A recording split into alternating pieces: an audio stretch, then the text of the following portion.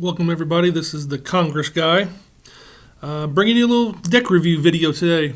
This is Congress 606 with the gold edges. This deck is from around 1900 to 1905, roughly. The patent date was 1900. So this is the front of the box. Has the beautiful playing cards writing there, the font. Got the Congress with the big C. And on this side we have remnants of a tax stamp. A couple of tax stamps actually. It looks like it's been canceled a few times. And around the sides here, nothing here. On the top here, you got the beautiful gold edges. Now the top is missing, which you will find a lot with the older decks. And here we have the back, the card back. This is Priscilla. Go ahead and leave that right there. So this has a couple of different names. Obviously Priscilla.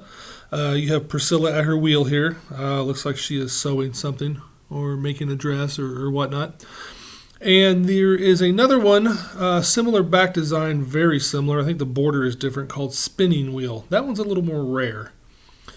So, but we will be concentrating on Priscilla today. So, come back around to the front. We'll take the tuck box off. It just slides right off. And we will get into the cards. And here we are. So this deck is in excellent to very excellent condition. It's probably not even been used, save for a couple times.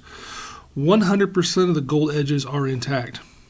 Now we'll go here to the Ace of Spades. You get the large C, Congress. This is one of three that ran concurrent between 1899 and 1917. If you have the Hockman Encyclopedia of American Playing Cards, this is designation US 6E. E, F, and G ran together. There is another one that ran earlier in this time. That was 6C, the completely different Ace of Spades, obviously. So this one's copyrighted 1900. And yes, these are 119-year-old playing cards. They look brand new. So we get into it here. Here is the Joker. And this is a named Joker. Congress is one of the few, actually one of the only brands, probably the only brand that used a named Joker. So what they mean by that is you do not have the name of the back here at the bottom, which would be at the bottom, right here. They would typically have the name of the back there. And since this does not, this tells you that it is a named Joker. So basically, it's just a black and white photo of the card back. Now, the interesting thing is with this, and US 6C in the Hockman Price Guide says that they have the name Joker. It does not list the 6E. So I have a few decks like this. So, if you place a value on these, you are looking at about $125 for good condition. Decks like these, with the box intact, mine would be considered OB2, OB3, which is original box in good condition. OB1, which is the best, basically is a perfect box. Very minor issues. OB2 has some issues. OB3 has pieces missing. So I would say this is probably an OB2 minus OB3 plus. That being said, we will get into the court cards here. And here is the King. You notice the letter K there is a little bit different than your standard cards today. And they have flush tones. Moving on to the Queen of Spades. And to the Jack. And then we get into the numbers. All of these are in excellent condition, obviously. Here is the clubs. So you can get an idea of what we are looking at here. And get into the red cards. The diamonds. So everything is flesh tone. Now, I am not a cardist, nor a magician, so I will not be doing any fancy tricks for you. And I wouldn't want to do that with a deck of this caliber anyway. Now, Congress cards have the designation 606, and that is basically for all intents and purposes, model number.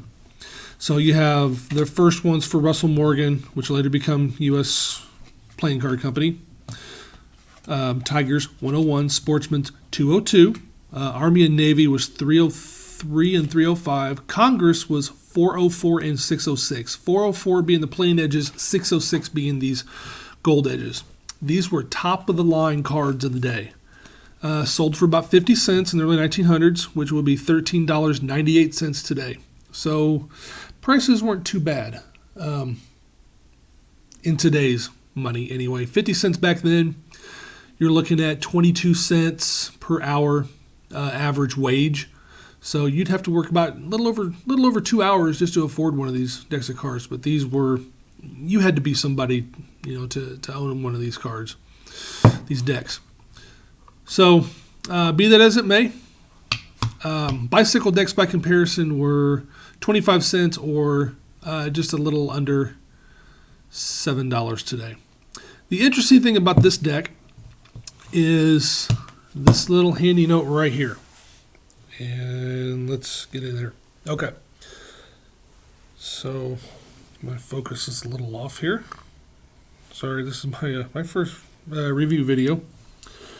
Okay, so this is Priscilla at Her Wheel to Clara M. Robertson from Uncle John, Rochester, June 21, 1906, South Berwick, Maine, January 23, 1823. Now, I say 1906. When I first got this about 2 years ago, I pulled the box open, saw the note, and I did see a 6, and it flaked off, and it has been lost. I fell on the floor, so who knows? It fell off. But I can't vouch that it says 1906. I got it on eBay from a guy somewhere in Missouri. His brother bought it at a yard sale in Kansas City. Now, the interesting thing about this is that Clara Morse Jones, née Robertson, born June 11th, 1871, Cuyahoga County, Ohio. She died March 15th, 1950 in Kansas City, Missouri. And she was a school teacher at Washington High School there in Kansas City. And her husband, Gould E. Jones, was in real estate. Unfortunately, they didn't have any kids. So I don't know how this got passed down to the person in the yard sale. It could be a family member, I guess. Now, Uncle John, John Marr, M-A-R-R. He was born South Berwick, Maine, January 23rd, 1823. He lived in Rochester, New York, according to the 1900 census. He died in 1916 in Cuyahoga County, Ohio. Now, based on when they were married, 1907, and this was given to him June 21st, 1906, my guess is he probably mailed it from wherever he was living. So, stands to reason, maybe this was an engagement present. We really don't know. So, I would imagine engagements lasted a good while back then. Just like today, who knows?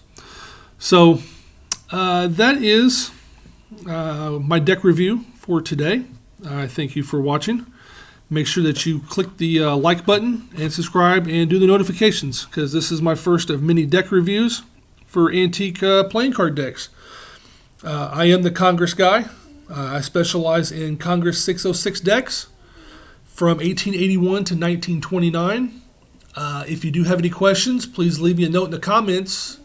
I can help you value your deck and give you a rough idea when it was made and any other pertinent information I can find.